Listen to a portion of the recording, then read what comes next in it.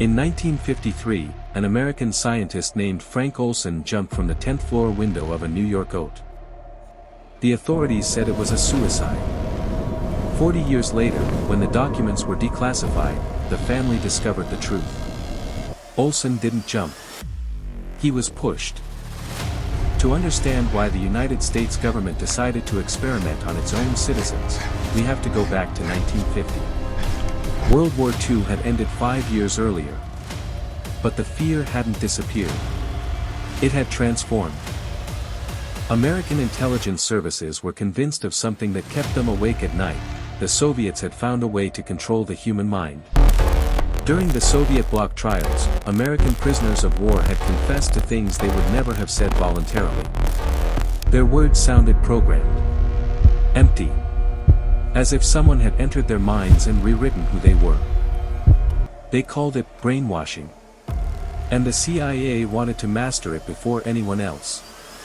That's how, in April 1953, the program that would remain in the shadows for 20 years was born. Its codename, MKUltra. The man behind it all was Sidney Gottlieb. A chemist. A CIA official. And one of the most unsettling figures of the 20th century. Gottlieb approved more than 150 secret subprojects in universities, hospitals, and prisons across the country. The first thing they tested was LSD. Not as a recreational drug, but as a weapon. They wanted to know what a high enough dose would do to the mind. And to find out, they needed test subjects. Real people.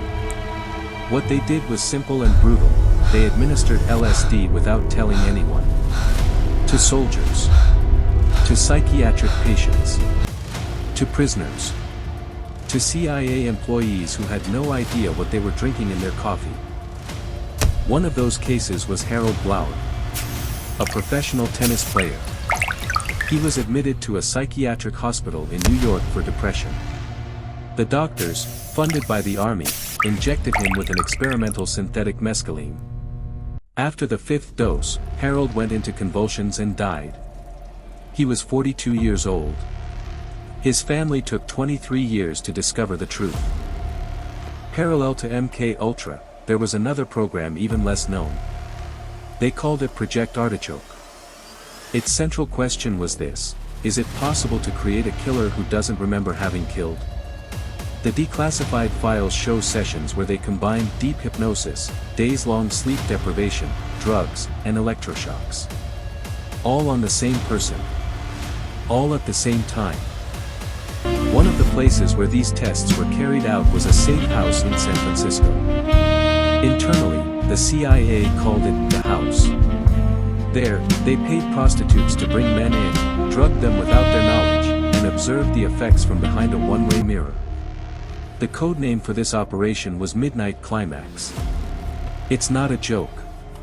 It's exactly what appears in the official documents declassified in 1977. Now we return to Frank Olson, the scientist who fell from that window in 1953. In November of that year, he went to a work meeting in Maryland. There, without his consent, they put LSD in his drink. What happened next is unclear. Olson went into a severe crisis. His superiors took him to New York to see a psychiatrist. In 1994, Olson's son managed to have the body exhumed. An independent forensic expert found something that did not appear in the original autopsy: a head injury consistent with a blow prior to the fall. Someone had struck him. And then they threw him out the window.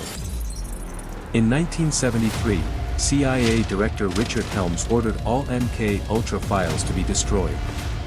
All of them. By decree. Over a single weekend. Only the documents that had been misfiled in another department survived.